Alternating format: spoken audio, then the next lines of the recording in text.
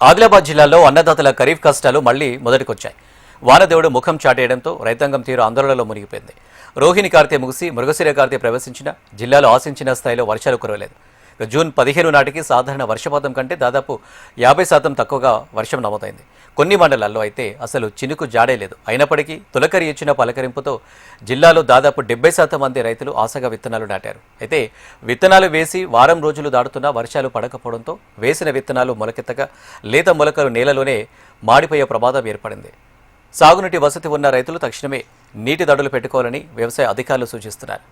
మరో 3 రోజుల్లో జిల్లాలో విస్తారంగా వర్షాలు కురుస్తాయని రైతులు ధైర్యంగా ఉండాలని చెప్తున్నారు. మరి ఈ ఖరీఫ్ సాగుపై వాతావరణ పరిస్థితులు ఎలా ఉన్నాయి, రైతులు ఎలాంటి ముందస్తు జాగ్రత్తలు తీసుకోవాలో తెలియజేయడానికి ఆదిలాబాద్ అగ్రికల్చర్ రీసెర్చ్ సెంటర్ ప్రధాన శాస్త్రవేత్త డాక్టర్ శ్రీధర్ చౌహాన్ మనతో మరింత సమాచారం మా ప్రతినిధి శ్రీనివాస్ అందిస్తారు.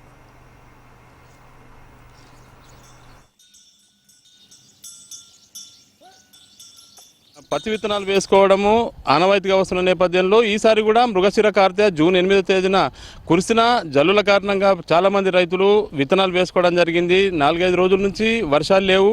రైతులు వర్షం కోసం ఎదురు చూస్తున్న పరిస్థితి. ప్రస్తుతం అయితే దాదాపు 60 నుంచి 70% మేర సోయింగ్ అంటే విత్తనాలు వేసుకోవడం పూర్తయింది.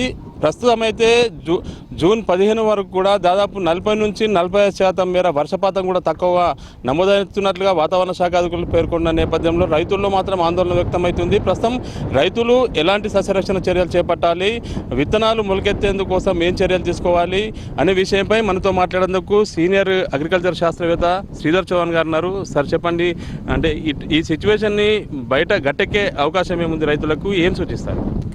ఇప్పుడు ఆదిలాబాద్ జిల్లాలో ప్రధానంగా పత్తి, సోయాబీన్, కంది ఈ 3 పంటలను మనము 5.5 లక్షల ఎకరాల నుంచి 6 లక్షల ఎకరాల్లో సాగు చేస్తుంటాము.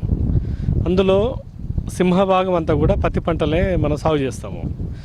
జిల్లాలో లాస్ట్ టైం తీసుకుంటే మనకు 4.5 లక్షల నుంచి 5 లక్షల ఎకరాలలో మనకు పత్తి సాగు అవ్వడం జరిగింది. ఇప్పుడు రైతులకున్న ఎక్స్పీరియన్స్ను మనం దృష్టిలో పెట్టుకుంటే వాళ్ళు పొడి దుక్కిలో పత్తి పంటను వేసుకోవడం అనేది ఆనవాయితీగా వస్తూ ఉంది. అందులో ముఖ్యంగా ఈ మృగశిర కార్తె అనేది వాళ్ళకు సెంటిమెంట్ అనమాట. సో ఇప్పుడు ఈ సంవత్సరం తీసుకుంటే మీకు జూన్ 1వ వారం నుంచి ఈరోజు దాకా మనకు ఒక 3.6 సెంటీమీటర్ల వర్షపాతము అంటే మా రీసెర్చ్ స్టేషన్లో నమోదైంది.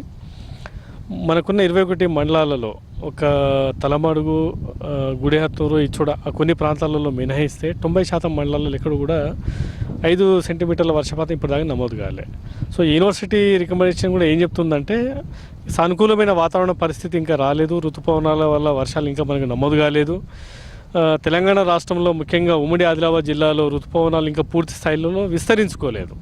అయితే 18, 19వ తేదీలలో ఈ ఉత్తర తెలంగాణ మండలంలో కూడా ఒక మోస్తారు మంచి వర్షాలు పడే అవకాశం ఉన్నట్టు ఐఎండీ నుంచి ఫోర్కాస్ట్ ఉంది. కాబట్టి రైతులు ఇప్పటిదాకా ఎవరైతే సోయింగ్ చేసుకోకపోయినా లేకపోతే చేసుకొని వర్షం గురించి ఎదురు చూస్తున్న రైతులు కూడా అధైర్యపడకుండా మనకి ఇంకా సానుకూలమైన వాతావరణ పరిస్థితి మంత్ చివరి దాకా కూడా మనకు విత్తుకోవడానికి ఉంటుంది. కాబట్టి రైతులు అధైర్యపడొద్దు అనేది నా మాట. వర్షాలు తక్కువ ఉంటాయి, ఎల్నినో ప్రభావం కూడా తీవ్రంగా ఉంటుంది. ప్రత్యామ్నాయ పంటల వైపు చూడాలని చెప్పి ప్రభుత్వం కూడా ప్రకటన జారీ చేసిన నేపథ్యం 4-5 రోజుల్లో వర్షాలు కురియకపోతే మొదటిసారి వేసుకున్న విత్తనాలు వెళ్ళలేని పరిస్థితి ఉంటుంది. ఏం చేస్తే బాగుంటుంది? ఇప్పుడు పొడి దుక్కిలో మనము కాటన్ పంట విత్తుకున్నా కూడా ఒక 8-10 రోజుల పాటు మనకి ఇంటర్మీడియట్ తేలికపాటి జల్లులు పడకపోయినా కూడా మనకేం నష్టం ఉండదు. మొలక శాతంలో కొంత వ్యత్యాసము తక్కువగా నమోదైనప్పటికీ కూడా మొలక రాదు అనే అవకాశం లేదు, గ్యారెంటీగా మొలక వస్తుంది మనకు. కాకపోతే 60 నుంచి 75 మిల్లీమీటర్ల వర్షపాతము నమోదైన తర్వాత క్రమక్రమంగా బయట గాలిలో ఉష్ణోగ్రత, నేల యొక్క ఉష్ణోగ్రత తగ్గుముఖం పట్టినాక మనకు మొలక వచ్చే అవకాశం ఉంటుంది. సో ఆ పరిస్థితి మనకి ఇప్పుడు దాకా నమోదు కాలేదు ఆదిలాబాద్ జిల్లాలో. బట్ ఇంకొక 2-3 డేస్లో ఉంది. కాబట్టి కొంత రైతులు వేచి చూసే ధోరణిలో వాళ్ళు ముందుకెళ్ళాలి. పోటాపోటీగా గ్రామంలో అంటే మిగతా రైతులను చూసి మనం ఇబ్బంది పడొద్దు అనేది నా పాయింట్. ప్రత్యామ్నాయ పంటలు అంటే ఏమేమి సాగు చేస్తే బాగుంటుంది ఒకవేళ సిచ్యువేషన్ సరిగా లేని పరిస్థితి?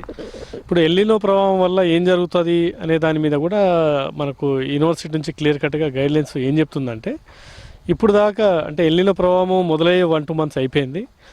జూన్ దాకా కూడా కొంత స్తబ్దతగా ఉంది పరిస్థితి అంతా కూడా. జూలై, ఆగస్టు, సెప్టెంబర్ ఈ 3 నెలల్లో దీని యొక్క తీవ్రత పెరుగుతుంది.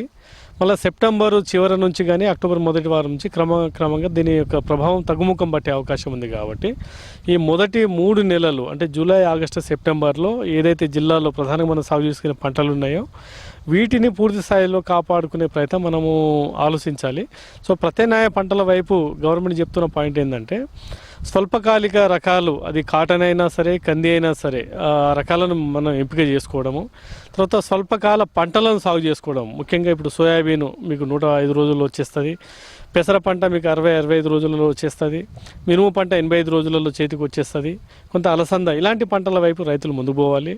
తర్వాత తేలికపాటి భూములు, దుబ్బ భూములు, ఇసుక భూములలో అయితే మనము కొంత ఆముదం లాంటి బాగా మొండి పంటలను మనం సాగు చేసుకుంటే మనం బయటపడవచ్చు. మొత్తంగా రైతులు ఆధారపడే అవసరం లేదు, 4-5 రోజుల్లో వర్షాలు అనుకూలంగా మారే అవకాశం ఉంటుందని చెప్పి వాతావరణ శాఖ ప్రకటించిన నేపథ్యంలో రైతులు ఆధారపడవద్దు అని చెప్తా ఉన్నారు. ముఖ్యంగా చూసుకుంటే ఒకవేళ వర్షాలు సమృద్ధిగా లేని పరిస్థితి, పంటలు అంటే విత్తనాలు మొలకెత్తలేని పరిస్థితి ఉన్న నేపథ్యంలో ప్రత్యామ్నాయ పంటలు కూడా సాగు చేస్తే దానిపై దృష్టి సారించాల్సిన అవసరం ఉంటుంది. రైతులు ఖచ్చితంగా ఎవరు కూడా ఆధారపడవద్దు. 4-5 రోజుల్లో వర్షాలు కొంత జల్లులు అనుకూలంగా ఉండే అవకాశం ఉంటుందని చెప్పి శ్రీధర్ చౌహాన్ పేర్కొన్న పరిస్థితి. Camera Srinivas HNTV Adilabad ARS నుంచి.